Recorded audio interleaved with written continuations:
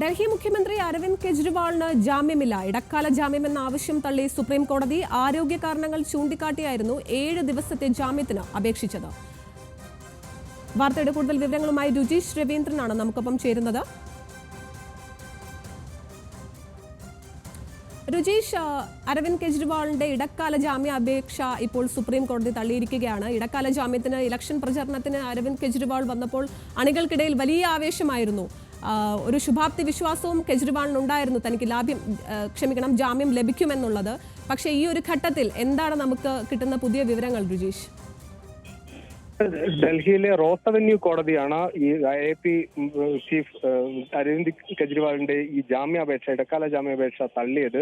നമുക്കറിയാം, ഈ മദ്യനയ അഴിമതി കേസിൽ 50 ദിവസം കെജ്രിവാളിനെ അറസ്റ്റ് ചെയ്ത് ജയിലിൽ ആയതിനു ശേഷം വലിയ തരത്തിൽ BJP AAP യുദ്ധം നമ്മൾ ദില്ലി കേന്ദ്രീകരിച്ച് കണ്ടതാണ്. കാരണം പല തരത്തിൽ BJP ഇത്തരത്തിൽ കുടുക്കാൻ ശ്രമിക്കുന്നു എന്നുള്ള ആരോപണം AAP നേതാക്കൾ ഉന്നയിക്കുന്നു. പിന്നീട് തെരഞ്ഞെടുപ്പിന് തൊട്ടു മുൻപ് കെജ്രിവാളിനെ മാർച്ചിൽ അറസ്റ്റ് ചെയ്യുന്നു. 50 ദിവസത്തോളം EDയുടെ അറസ്റ്റിന് പിന്നാലെ 50 ദിവസത്തോളം കെജ്രിവാളിന് ജയിലിൽ കിടന്നതിന് ശേഷം ആണ് ഒരു ഇടക്കാല ജാമ്യം കെജ്രിവാളിന് ലഭിക്കുന്നത്.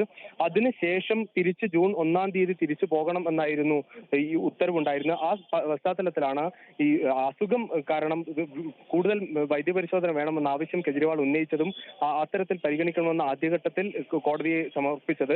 എന്നാൽ 1-ാം തീയതി നിർബന്ധമായും തിരിച്ചു പോകണമെന്ന ഉത്തരവായിരുന്നു അന്ന് കോടതി ഈ കേസ് പരിഗണിച്ചപ്പോൾ പുറപ്പെടുവിച്ചിരുന്നത്. പിന്നീട് ഈ കേസ് ഇന്നേക്ക് പരിഗണിക്കാൻ വേണ്ടി മാറ്റുകയായിരുന്നു. ഇന്ന് പരിഗണിച്ചപ്പോഴും EDയുടെ വാദം ഈ മദ്യനയ അഴിമതി കേസിൽ കെജ്രിവാളിന് തന്നെയാണ് ഏറ്റവും പ്രധാനമായ പങ്കുള്ളത്. അതുകൊണ്ട് തന്നെ കെജ്രിവാളിന് ഇപ്പോൾ ജാമ്യം നൽകി കഴിഞ്ഞാൽ ഈ കേസിനെ ബാധിക്കുമെന്ന EDയുടെ വാദം കോടതി അംഗീകരിക്കുകയായിരുന്നു.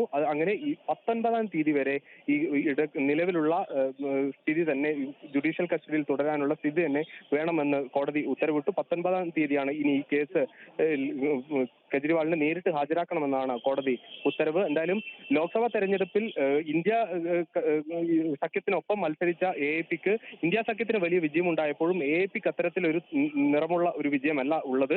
കാരണം പഞ്ചാബിൽ അവരുടെ ഭരിക്കുന്ന പഞ്ചാബിൽ 3 സീറ്റിലേക്ക് മാത്രമാണ് ജയിക്കാനായത്. ദില്ലിയിൽ മത്സരിച്ച 3 സീറ്റിലും പരാജയപ്പെട്ടു. അങ്ങനെ ലോക്സഭാ തെരഞ്ഞെടുപ്പിലും പാർട്ടിക്ക് ഒരു തിരിച്ചടി ഉണ്ടാകുമ്പോഴാണ് അവരുടെ ഏറ്റവും പ്രധാനപ്പെട്ട നേതാവ് തന്നെ മദ്യനയ അഴിമതി കേസിൽ വീണ്ടും ജയിലിലേക്ക് പോകേണ്ട ഒരു സാഹചര്യം വരുന്നത്. 19-ാം തീയതി മാത്രമാണ് ഇനി ഒരു പ്രതീക്ഷ. 19-ാം തീയതി കെജ്രിവാളിനെ ഹാജരാക്കണമെന്നാണ് റോസ് അവന്യൂ കോടതി ഇന്ന് ഉത്തരവിട്ടത്. ശരി രുചീഷ്.